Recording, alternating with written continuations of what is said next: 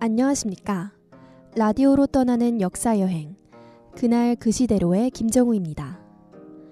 역사를 잊은 민족에게 미래는 없다. 단재 신채호 선생의 유명한 명언이죠. 많이 들어보셨을 겁니다. 학문적인 의미를 떠나서 과거를 성찰하고 보다 더 나은 미래를 만들어가기 위해 역사 관련 지식은 필수적입니다. 그날 그 시대로는 역사 교양 라디오 프로그램으로서 하구 여러분들과 함께 그날 그 시대로 여행을 떠나보는 라디오입니다. 우선 노래 한 곡 듣고 와서 출발해 보겠습니다.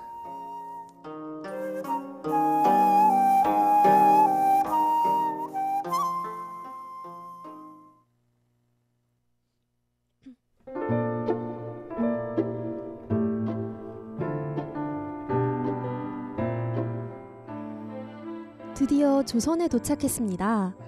달력을 보니 무려 1876년이네요. 각오는 했지만 막상 숫자를 보니 정말 과거로 온 것이 실감납니다.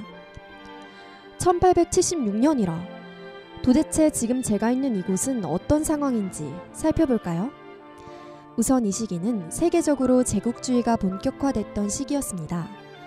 조선 또한 프랑스와 미국의 문호개방을 거절하여 침략을 2차례나 받기도 했습니다. 그러나 결사적인 저항 의지에 열강 국가들은 모두 퇴각하게 됩니다. 이렇게 흥선대원군은 척화비를 세우는 등의 쇄국 정책만을 고집하고 있었습니다. 그러나 곧 고종이 친정을 하게 되며 흥선대원군이 실각, 즉 물러나게 됩니다. 그러자 정치적 분위기도 대원군의 쇄국 정책을 적극 지지하던 척사위정 세력과는 달리 대외개방을 주장하는 개화 세력이 자라나게 되었습니다.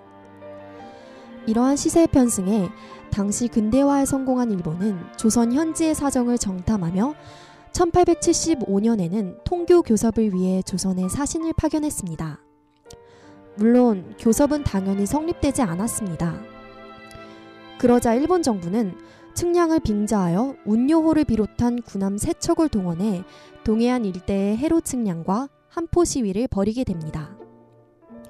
또한 운요호를 강화도 앞바다에 재차 출동시켜 수비병들이 발포하는 사태를 유발시켰습니다. 수비병들의 공격은 어떠한 방식으로든 마찰을 원했던 일본에게 아주 좋은 기회였습니다. 일본은 이를 빌미로 개항을 요구하기 시작했고 거절하자 병력을 강화도에 상륙시키며 압력을 가하기 시작했습니다. 일본의 강압을 이기지 못하고 결국 지금 1876년 조선은 강화도 조약을 맺게 됩니다. 조약의 내용에 관한 자세한 이야기는 여기 조선을 이끄는 왕이신 고종전하를 통해 들어보겠습니다. 근데 여기 있다 보니 2016년 노래가 그립네요. 노래 한 곡 먼저 듣고 갈게요.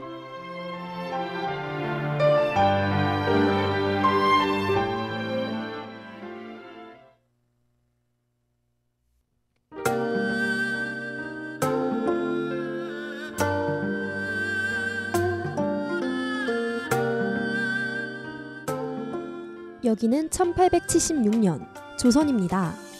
여러분, 저는 지금 고종전하와 함께하고 있습니다. 우선 고종전하에 대해 간략히 소개해드리겠습니다. 고종전하는 조선 제26대 왕이시자 약 20년 후에는 대한제국의 제1대 황제가 되실 분입니다. 명성황후와 대원군의 세력 다툼 속 일본을 비롯한 열강의 내정 간섭을 겪은 분이시기도 하죠. 자, 여러분, 고종전하를 만나볼까요? 안녕하세요. 반갑소. 짐은 고종이라고 하오. 네, 반갑습니다, 전하. 여쭤보기 조심스럽지만 강화도에서 일본과 맺으셨던 조선 최초의 근대 조약에 대해서 들어볼 수 있을까요? 굴욕적이지만 후손들이 꼭 알고 염두에 두어야 할 사건이오. 앞서 설명했듯 일본은 운요호 사건을 기회로 군사력을 동원한 강력한 교섭을 폈소. 결국 1876년 2월 3일 강화도 연무당에서 12조의 조일수호 조교를 맺게 되었소. 강화도 조약의 공식 명칭이 조일수호 조규이군요. 역시 강제적인 체결이었네요. 그렇다면 조약의 주요 내용 중 불평등한 부분이 어딘지 듣고 싶어요. 바로 조약의 1조, 5조, 7조, 10조가 불평등 조약에 해당돼요. 신뢰가 되지 않는다면 각 조항을 들어볼 수 있을까요? 물론이요. 제1조, 조선은 자주의 나라로 일본과 평등한 권리를 가진다. 이 조항은 조선과 청나라와의 관계를 약화시키려는 의도로 평가되네요. 그렇소. 다음 제5조, 조선은 부산 이외의 두 항구를 20개월 이내에 개항하여 통상을 해야 한다. 이 조항은 원산과 인천을 개항하게 함으로써 통상 업무 이외의 정치적, 군사적 침략의 의도를 내포하고 있네요. 다음 읽어주시죠. 제7조, 조선은 연안 항해의 안전을 위해 일본 항해자로 하여금 해안 측량을 허용한다. 조선 연안 측량권을 얻음으로써 군사작전 시 상륙 지점을 정탐하게 하였네요. 다음은요? 제10조, 개항장에서 일어난 양국인 사이의 범죄 사건은 속인주의에 입각하여 자국법에 의하여 처리한다. 와, 이건 완전히 일본인은 일본 주권을 행사할 권리, 그러니까 치외법권을 인정하는 불평등 조항이네요. 네, 고종전하, 강화도 조약의 내용에 대해 잘 들어보았습니다. 바쁘신 시간 내주셔서 감사합니다. 아니요, 당연한 걸 했을 뿐이요. 우리 역사가 창피하든 자랑스럽든 모두 잊지 말아 주었으면 하는 바람뿐이요. 네, 감사합니다, 전하. 여러분, 고종전하를 통해 강화도 조약의 내용에 대해 들어보았는데요. 강화도 조약이 왜 강제적이며 불평등한지 모두 이해 가셨나요? 그럼 잠시 노래 한 곡 듣고 2016년으로 돌아가 보겠습니다.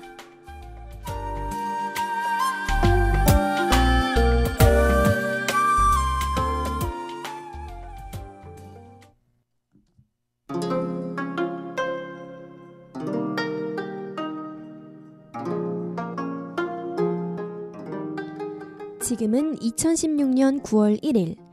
여러분 안녕하세요. 다시 현재로 돌아오게 됐네요. 오늘 저희는 고종시대, 특히 강화도 조약이 맺어졌던 해로 여행을 떠나보았는데요. 여러분, 제가 들려드렸던 역사 이야기, 기억에 남은 게 있으신가요? 돌아가는 타임머신 시간이 급박해서 진행이 다소 빨랐는데요. 놓치신 학우분들을 위해서 오늘의 시대 정리를 준비했습니다. 오늘의 시대 정리에서는 오늘 전해드린 역사와 그 후의 이야기 또한 전해드립니다. 오늘은 크게 운유호 사건과 강화도 조약에 대해 알아보았죠. 운유호 사건은 일본이 조선을 침략하기 위한 전초전으로 의도적으로 일으킨 포함 외교의 한 형태입니다. 조선 해안을 탐측 연구하기 위해 왔다고 핑계를 대고 강화도 앞바다에 불법으로 침투한 사건이죠. 강화도 조약은 1876년 조선과 일본 사이에 체결된 최초의 근대적 조약입니다. 조약의 체결로 조선은 개항 정책을 취하게 되어 점차 세계 무대에 등장하는 계기가 되기도 하였으나 불평등 조약이었기에 일본의 식민주의적 침략의 시발점이 되었습니다.